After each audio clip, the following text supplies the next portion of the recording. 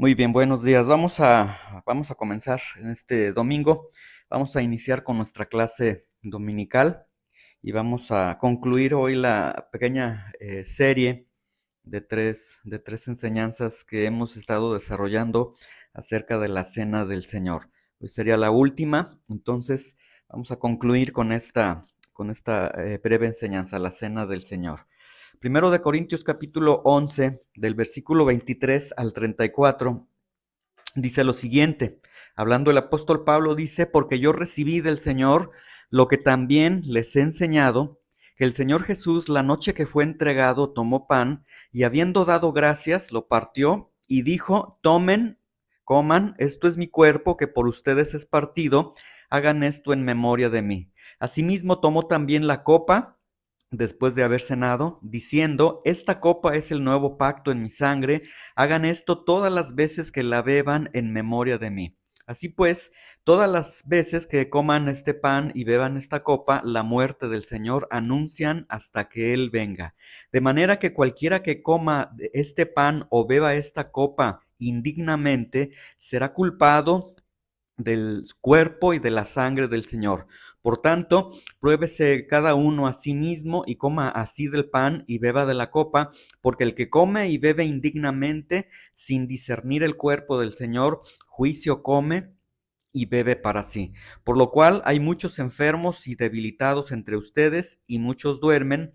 Si pues nos examinamos a nosotros mismos, no seríamos juzgados, mas siendo juzgados, somos castigados por el Señor para que no seamos condenados con el mundo. Así que, hermanos míos, cuando se reúnen a comer, espérense unos a otros. Si alguien tiene hambre, coma en su casa para que no se reúnan para juicio. Las demás cosas las pondré en orden cuando yo fuere. Muy bien, esto es lo que el apóstol Pablo está manifestando para regular la cena del Señor y vamos a ver algunos aspectos muy importantes en lo que él acaba de decir. En primero de Corintios 11:23, el apóstol Pablo inicia diciendo, porque yo recibí del Señor lo que también les he enseñado, que el Señor Jesús la noche que fue entregado tomó pan.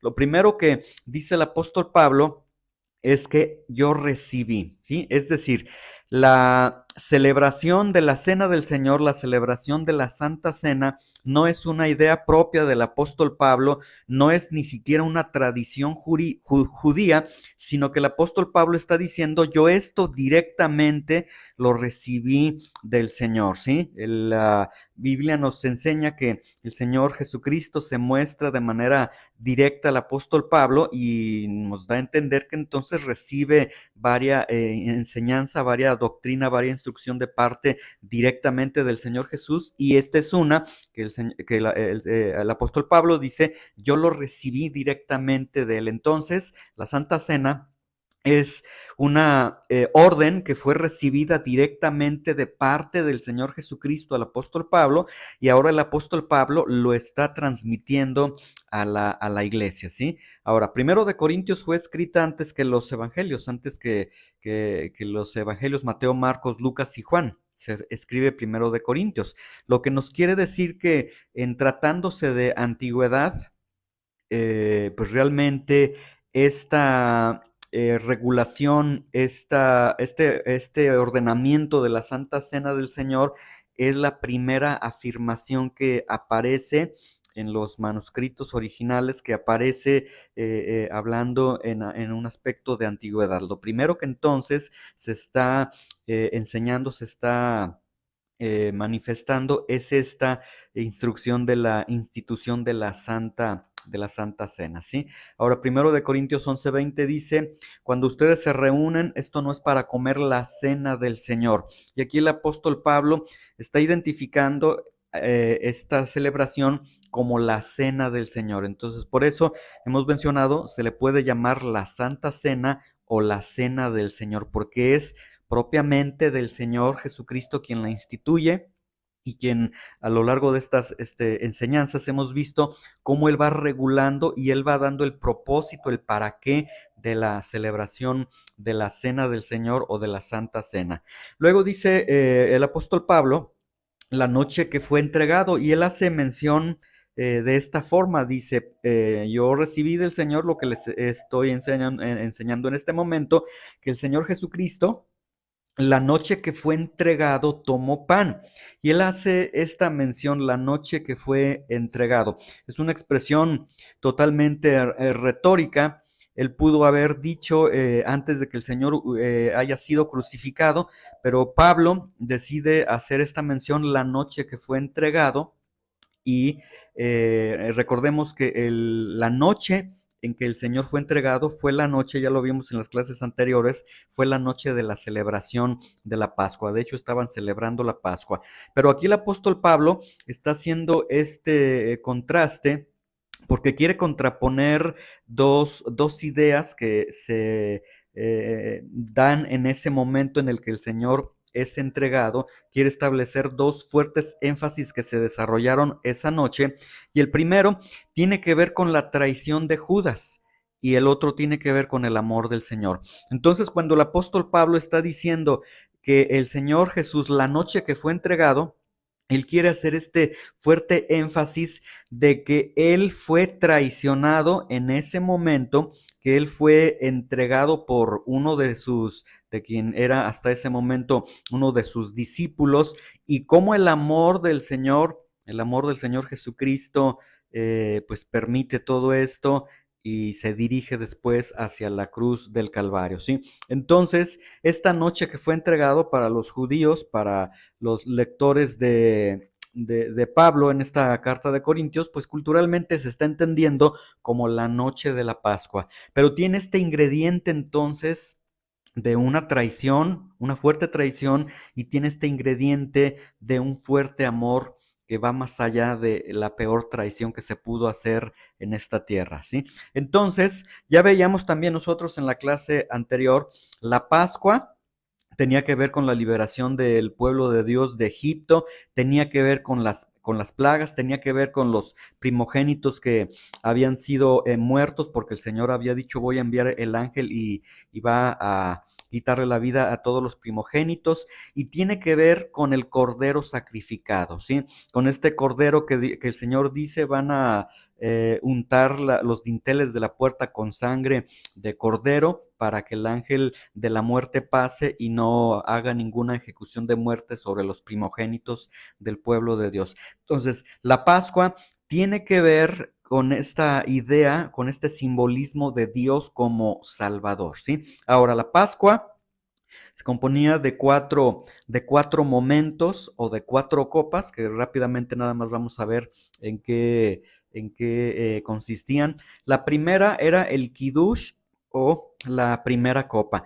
Y en esta tenemos que el jefe de familia o algún patriarca toma la copa de bendición, que es la primera copa, la copa de bendición, vino tinto rojo, un simbolismo de sangre, de la sangre que ha sido derramada por ese cordero, y esta copa la pasa a todos los que están celebrando la Pascua. Se continúa después con lo que se llama el harishit, que son hierbas amargas mojadas en salsa de frutas, y es como un entremés donde todos están participando, están comiendo, y al momento que están participando, están comiendo de estas hierbas amargas mojadas en salsa de frutas, se da una explicación de la Pascua.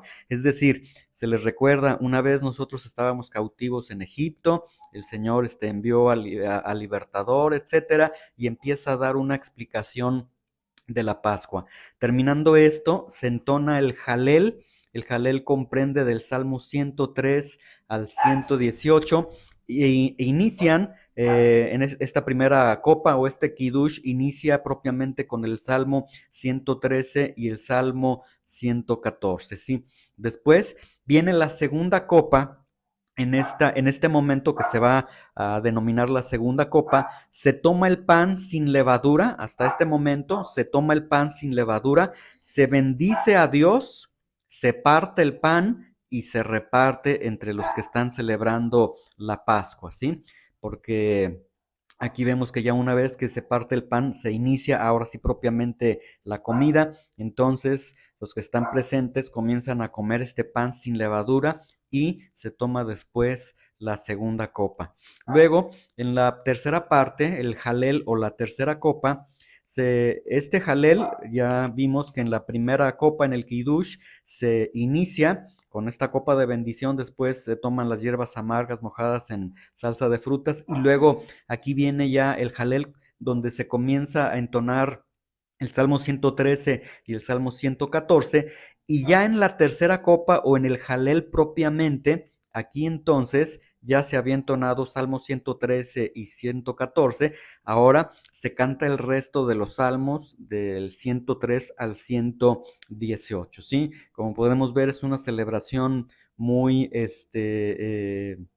muy seria, una celebración con mucha reverencia y siempre en la mente del judío, en la mente de quien estaba celebrando la Pascua, se tenía esa figura de Egipto, del Dios libertador, de la sangre que había sido derramada, etcétera. Todos estos elementos están ahí en la mente de quien está celebrando la Pascua. Y luego, la última parte, la cuarta copa, celebran ya el reino venidero del Señor, ¿sí? Esto en la concepción del Antiguo Testamento, en la concepción propiamente de la Pascua, ¿sí? Ahora, nosotros ya hemos desarrollado dos clases en las que hemos mencionado que el Señor Jesucristo cuando está con sus discípulos, de hecho, este día que le dicen, Señor, ¿dónde vas a celebrar la Pascua? Recordemos, están celebrando la Pascua, están celebrando una celebración propia del Antiguo Testamento que tiene que ver con Egipto.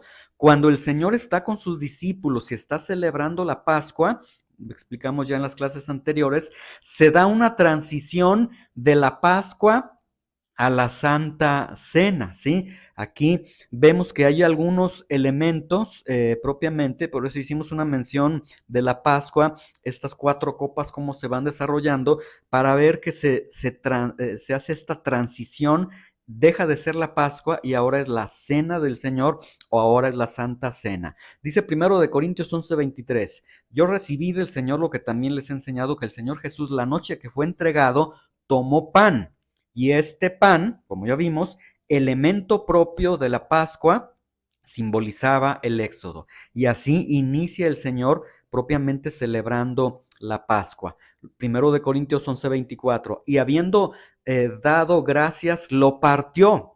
Vean, habiendo dado gracias a Dios. Esto es la segunda copa. Voy a poner otra vez la segunda copa. Se toma el pan sin levadura, se bendice a Dios, se le agradece a Dios, se parte el pan y se reparte. Y aquí entonces se parte y se inicia propiamente la comida. Bueno, aquí entonces en 1 Corintios 11:24, cuando el Señor toma el pan, lo parte y lo reparte entre sus discípulos, estamos en presencia de la segunda copa. Después, en 1 Corintios 11:25 dice, asimismo, tomó también la copa después de haber cenado, diciendo, esta copa es el nuevo pacto en mi sangre, hagan esto todas las veces que la beban en memoria de mí. Aquí estaríamos en la mente de un judío en esta tercera parte, en la tercera copa, el jalel, donde se va a entonar salmos del 103 al 118. Hay otra parte en los evangelios que cuando el Señor está en esta parte dice, y después de haber cantado himnos, entonces aquí tenemos que en esta celebración de la Pascua también el Señor Jesús y sus discípulos estuvieron entonando lo que normalmente se entonaban, los salmos que se entonaban en esta tercera copa o en el jalel, ¿sí? Ahora, los elementos de la Pascua entonces, que ya creo que a estas alturas los tenemos netamente identificados, pan y sangre, y el Señor entonces hace en esta celebración de la Pascua, última celebración que él desarrolla en esta tierra con sus discípulos, porque les dice, la próxima que estaremos celebrando será allá en la presencia del Padre Celestial, en las bodas del Cordero. Estos elementos son pan y sangre. Ahora Jesús no mira a estos elementos, no mira al Éxodo, no tiene la vista al Antiguo Testamento, sino que dice, ahora estos elementos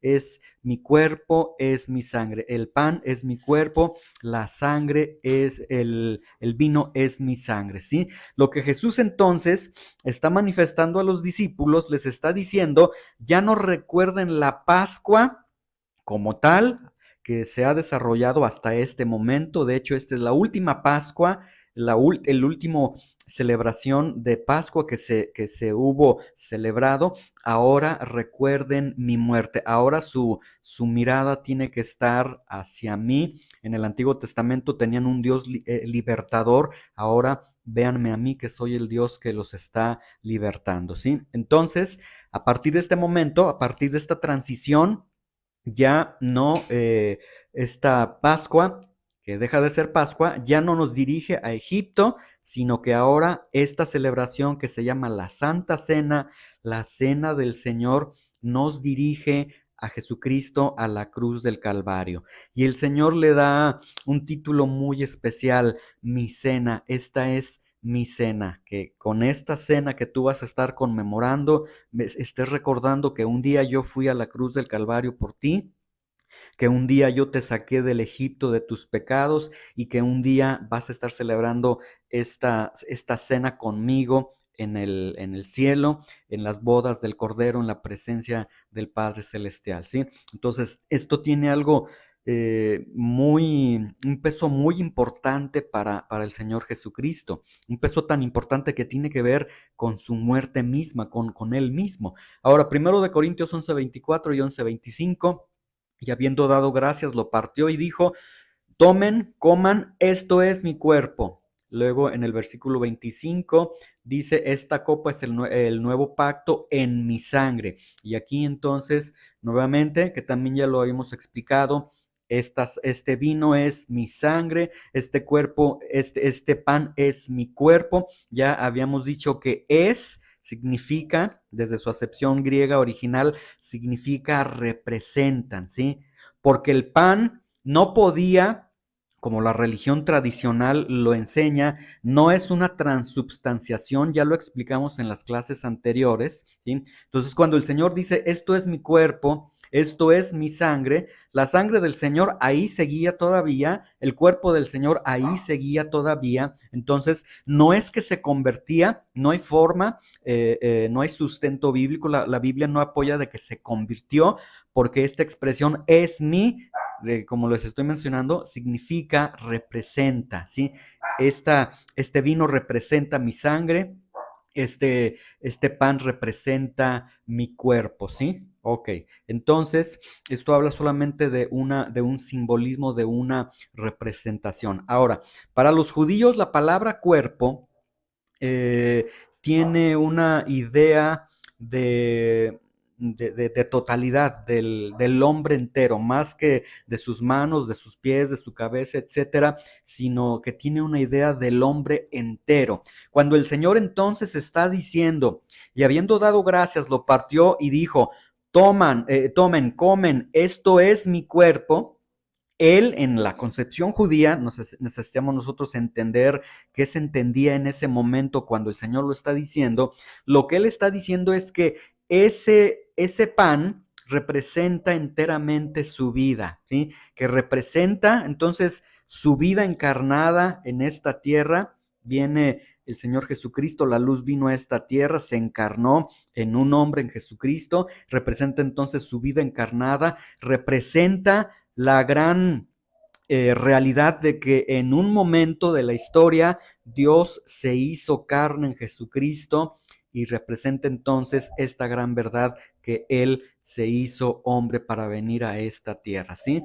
Ahora, la palabra dice, tomen, comen, esto es mi cuerpo que por ustedes es partido. La palabra partido no aparece en el original, porque si apareciera, bueno, sabemos que cuando el Señor Jesucristo va a la cruz, su cuerpo no fue partido, sino que dice Juan 19:36 que no será quebrantado hueso suyo, pero nos habla de ya vimos en las clases anteriores, nos habla de que su cuerpo es dado por cada uno de nosotros. Entonces, cuando el Señor Jesucristo está haciendo mención de que este pan representa mi cuerpo, está hablando no tan solo de ese cuerpo, sino de la gran verdad, de la gran realidad de que Dios se hizo carne, de que Dios se encarnó en esta tierra y vino a esta tierra a buscar lo que se había perdido, ¿sí? Y todo esto, estas verdades que está representando esta expresión que está dando el Señor Jesucristo aquí en 1 Corintios 11:24, que lo representa enteramente, que representa su vida encarnada, que representa que un día Dios se hizo carne, que representa como si Jesús mismo estuviese diciendo, acuérdate, yo un día me hice carne, tuve un cuerpo como el que tú tienes, y nos lleva a la idea de que todo esto lo hice por cada uno de ustedes, ¿sí? Entonces, cuando tomen la cena del Señor o mi cena, acuérdate de eso, que yo me hice como uno de ustedes, ¿sí? Y entonces, aquí podemos decir, pues Señor, yo no lo merecía, pues aún cuando no lo merecías, el Señor dice, yo lo hice por ustedes. O alguien puede decir, pues Señor, yo no lo quiero. Es una gran noticia, pero no me interesa esa noticia, pues el Señor, aquellos que ha predestinado para salvación, dice, pues lo hice por ustedes, ¿sí? Ahora, 1 Corintios 11:24, después el Señor dice, tomen entonces, coman, este es mi cuerpo que por ustedes es partido, hagan esto en memoria de mí. Y da la orden, háganlo. Dice el apóstol Pablo, a mí el Señor Jesucristo me instruyó y me dijo que debemos hacerlo. No nos da un lugar de dónde se debe hacer, no da un lugar de cuándo se debe hacer. El énfasis que se está presentando es háganlo en memoria de mí, ¿sí?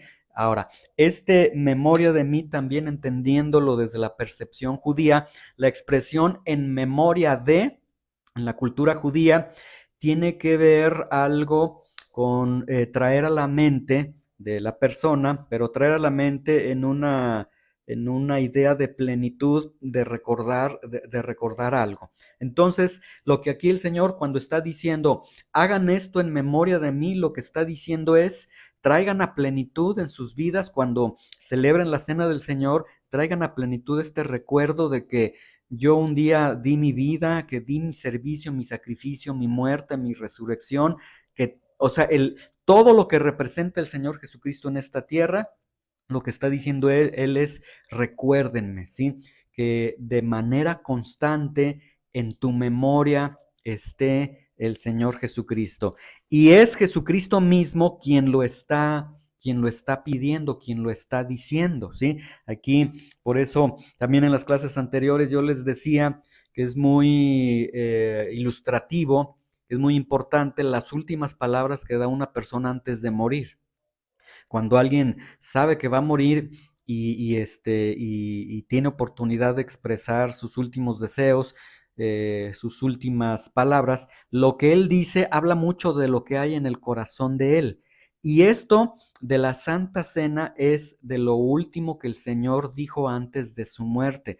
El Señor se quería asegurar, yo voy a la cruz, voy a morir, voy a resucitar, voy a ascender, etcétera, pero quiero asegurarme de que tú recuerdes, que tú celebres esta cena del Señor y que yo esté en la memoria tuya constantemente, que te acuerdes de esto que hice por ti. Y esto nos deja ver entonces algo muy, pues muy, muy hermoso por parte del Señor, que el Señor, muy hermoso por parte del Señor y también qué vergüenza para nosotros, que el Señor mismo tuvo que haber dicho que no se les olvide que yo vine a esta tierra, que no se les olvide que me hice carne, que no se les olvide que fui a la cruz por ustedes. O sea, qué vergüenza, qué triste que el Señor tuvo que instituirlo, porque al corazón humano, al hombre, normalmente se le olvida y se le puede olvidar incluso un favor tan grande como el que Dios se hizo carne en esta tierra. Es algo realmente lamentable, pero el Señor lo está regulando. Ahora, Jesús está tomando entonces la tercera copa, 1 Corintios 11:25, asimismo tomó también la copa después de haber cenado, diciendo, esta copa es el nuevo pacto en mi sangre, ¿sí? Toma la tercera copa o el jalel, ya se había iniciado la cena de la Pascua, y aquí se da una transición del antiguo pacto y del nuevo pacto, ¿sí? El antiguo pacto estaba sustentado, recordemos, Egipto estaba sustentado en la sangre de los corderos que se había untado en los dinteles de las puertas, pero todo lo que tenemos en el Antiguo Testamento son sombras de lo que vendrá en el Nuevo Testamento. Apunta al Nuevo Testamento, apunta al Señor Jesucristo. Y ahora el Señor dice, esta copa es el nuevo pacto. Ahora ya no está sustentada en la sangre de estos corderos, sino en la sangre mía, en mi propia sangre. Y aquí entonces vemos cómo el Señor Jesucristo está anunciando un nuevo pacto. Y al anunciar un nuevo pacto, entonces el Señor está diciendo, yo voy a perdonar ahora de manera permanente sus pecados. Y aquí tenemos entonces que el sistema sacrificial termina, ¿sí? Por eso, ¿un cristiano debe celebrar la Pascua?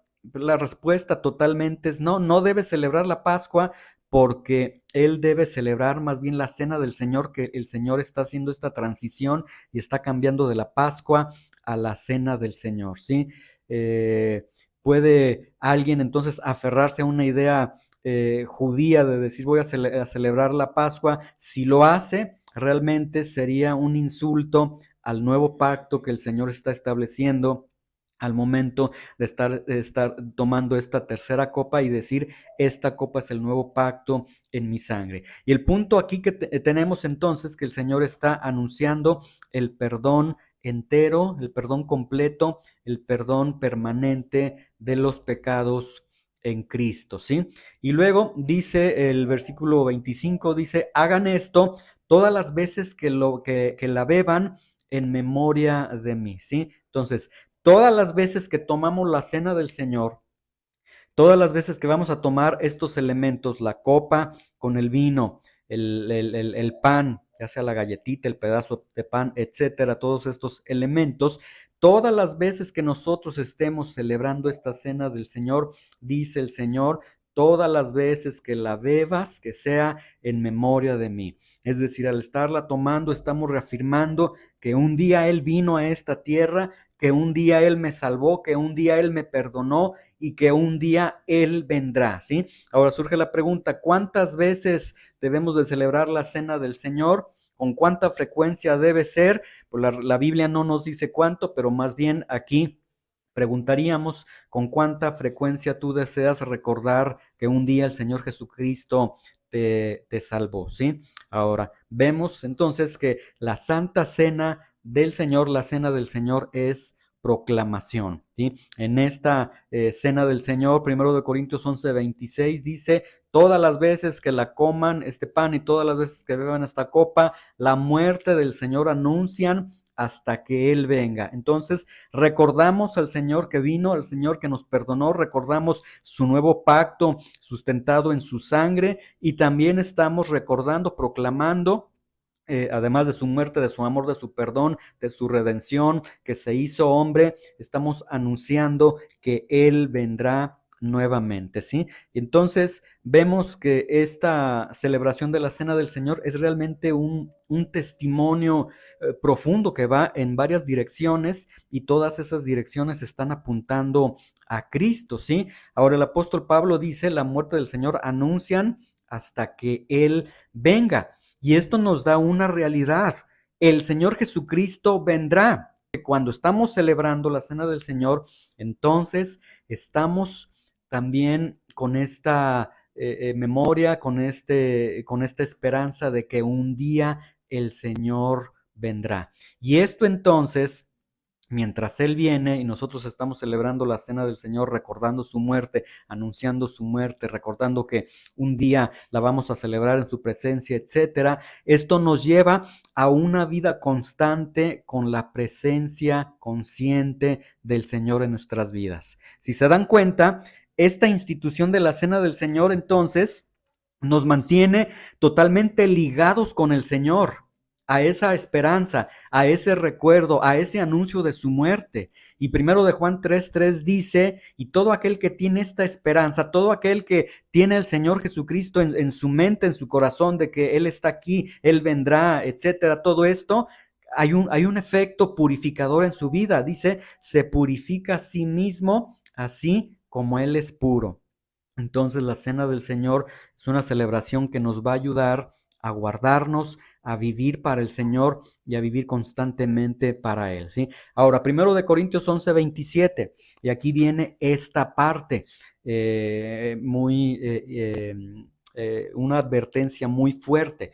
Por eso se tiene la responsabilidad de enseñar a cada uno de ustedes, porque si se llega a tomar indignamente la cena del Señor, habrá consecuencias. La Biblia te promete consecuencias. Dice: de manera que cualquiera que coma este pan o beba esta copa del Señor indignamente, que ya hemos entendido lo que es la cena del Señor, pero ahora dice: hay quienes la toman de manera indigna. Si alguien la toma de manera indigna, no importa quién, si tú mismo la tomas de manera indigna, vean la consecuencia: serás culpado del cuerpo y de la sangre del Señor. Ahora, la palabra indignamente viene del griego anaxios, que significa si la tratas como una comida común, ¿sí? Si dices: ¿esto qué es? Una copita, este es un pedazo de pan, me lo tomo, me lo como y punto. Si lo estás tratando como una comida común, ya se está desarrollando esta prohibición que está dando el Señor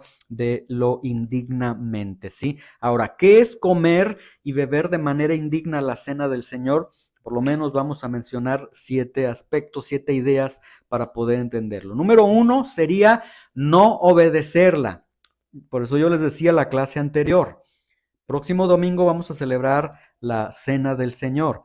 Si el próximo domingo, obviamente, se va a hacer un examen que, como lo dice la Biblia, ahorita lo vamos a explicar. Pruébese a sí mismo cada uno de ustedes, etcétera. Pero si alguien dice: yo no la voy a tomar, yo me abstengo, no la está obedeciendo. No tomarla o celebrarla es, cae en esta situación de indignamente, ¿sí?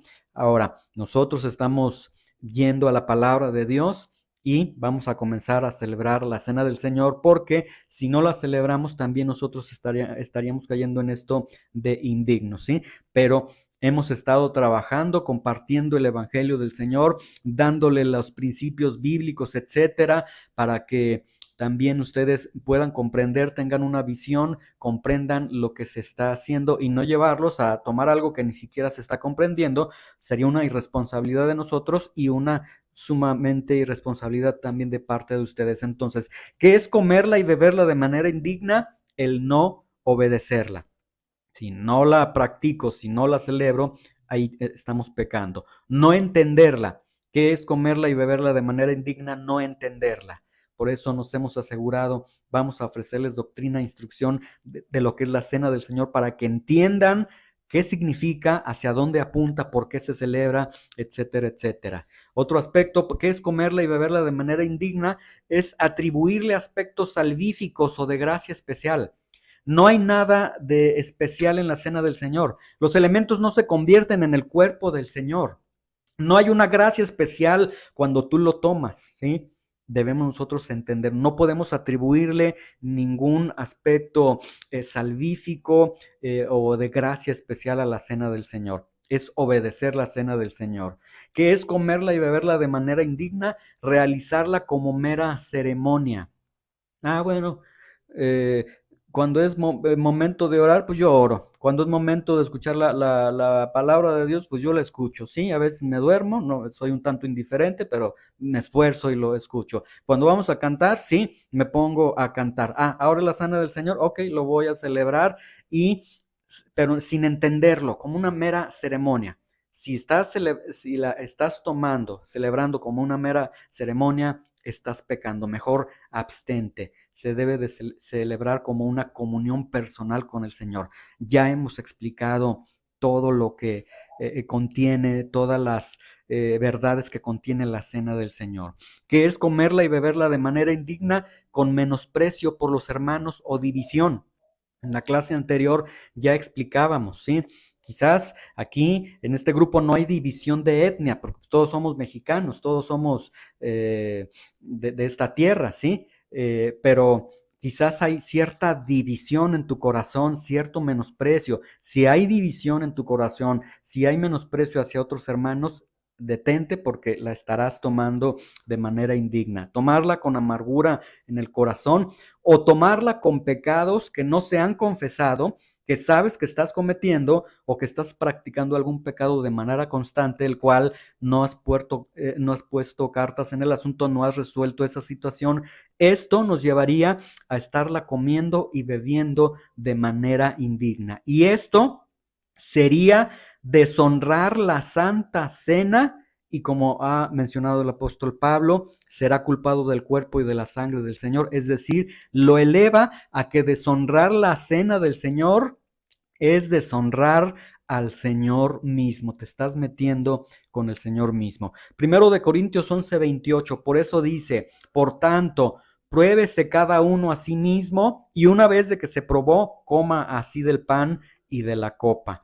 ¿Qué significa esto? Una evaluación personal, ¿sí? En el griego original nos habla de una evaluación rigurosa. Analiza cómo está tu vida, ¿sí? Entiendo lo que es esto. ¿Cómo está mi corazón delante de Dios? ¿Tengo algún pecado en mi vida en el que sigo practicando, que no lo confieso y que no renuncio a él? ¿Tengo división, amargura para con mis hermanos? Esto representa para mí un simple pan, sangre. No estoy comprendiendo enteramente el significado de la cena del Señor. Hacer una evaluación rigurosa, ¿sí? Dice 1 de Corintios 11, 29 y 30, porque el que come y bebe indignamente, sin discernir el cuerpo del Señor, es decir, sin una evaluación, juicio come y bebe para sí, por lo cual hay muchos enfermos y debilitados entre ustedes y muchos duermen. Entonces, tomar la Santa Cena, la Cena del Señor, sin la evaluación que nos dé confianza de poderla tomar.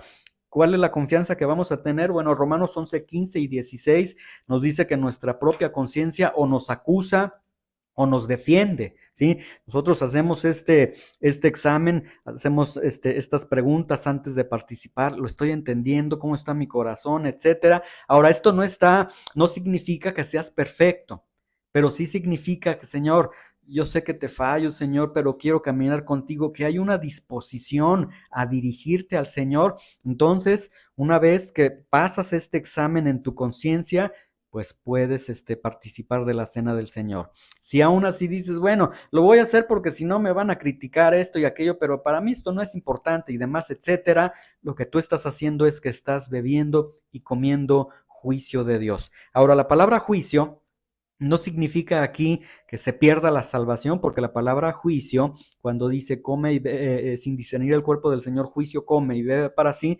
viene del término griego krima, que significa disciplina, ¿sí? Entonces, el que toma indebidamente la cena del Señor está bebiendo disciplina del Señor, no condenación. ¿Qué significa? Que por cuanto para ti representó un juego, una comida común, algo que no tiene valor, la sangre de Cristo, la muerte de Cristo no tuvo valor para ti en esta celebración de la Cena del Señor. El Señor dice, bueno, lo hiciste así, ahora espera mi juicio, mi disciplina, y la disciplina del Señor va a ser fuerte para con aquellos que lo hacen de manera indigna. En la iglesia de Corinto, ¿cuál fue esta disciplina? Hubo enfermedad de muchos hermanos, muchos debilitados, incluso muchos perdieron la vida porque el Señor dijo, hasta aquí, no están entendiendo esta situación, ¿sí? Ahora, Hebreos 12:6 y 12:7 nos habla de la disciplina del Señor. Él dice que el Señor al que ama disciplina y azota a todo aquel a todo aquel que recibe por hijo, ¿sí? Ahora, esta es una de las verdades que normalmente no se quieren recibir en el cristianismo. En el cristianismo light que muchos viven el día de hoy. La Biblia está enseñando que el Señor te puede y te va a disciplinar si no estás entendiendo la cena del Señor, ¿sí? Y la disciplina del Señor puede ser en la medida que el Señor vea que sea necesario para cada uno de nosotros. Entonces, sin discernir el cuerpo del Señor, ahora esta parte que no discierne el cuerpo del Señor, obviamente no se está refiriendo a la iglesia, al cuerpo de creyentes, sino que todo el contexto está apuntando al cuerpo del Señor, al cuerpo que fue entregado por el Señor, a Dios que se hizo carne, a Dios que fue a la cruz, etcétera. Todo esto se está refiriendo al cuerpo del Señor mismo, ¿sí? Y dice, por lo cual hay muchos enfermos y debilitados entre ustedes, y muchos duermen. Vemos que aquí el apóstol Pablo dice muchos, y bueno, cuando menciona muchos es que se terminó la capacidad de poder contar. Entonces, vean, en la iglesia de Corinto hubo muchos hermanos, entendemos que habían muchos hermanos, y de esos muchos hermanos, muchos enfermos, muchos debilitados y muchos que incluso murieron. Y aquí entonces podemos ver la seriedad de la cena del Señor. Entonces, primero de Corintios 11:31, si pues nos examinamos a nosotros mismos, es decir, antes de participar de la cena del Señor, no seríamos juzgados, no seríamos castigados, disciplinados por el Señor, mas siendo castigados por el Señor, somos castigados, somos disciplinados por el Señor para que no seamos condenados con el mundo. Entonces, esto no está significando una condenación. Habrá juicio de Dios al que participe indignamente de la Santa Cena, y quien participe indignamente de la Santa Cena, quien la toma sin un examen riguroso previo o sin examinarse a sí mismo, va a asumir las consecuencias que el Señor está mencionando, ¿sí? Para que no seamos condenados por el mundo. Entonces, no se produce, como les decía, la condenación, pero sí se produce una fuerte disciplina del Señor. Entonces, Pablo, con todo esto, en 1 Corintios, nosotros iniciamos hablando de la cena del Señor que irónicamente fue regulada porque se estaba tomando en división, en borracheras, en fuertes excesos. Y aquí lo que el apóstol Pablo les ha presentado a los corintios es: corrijan la celebración de la Santa Cena, de la Cena del Señor. No pueden estar tomando la Cena del Señor así, ¿sí? Entonces vemos, y con esto concluimos, Dios toma con gran seriedad la Santa Cena. Muy bien, vamos a concluir esta clase.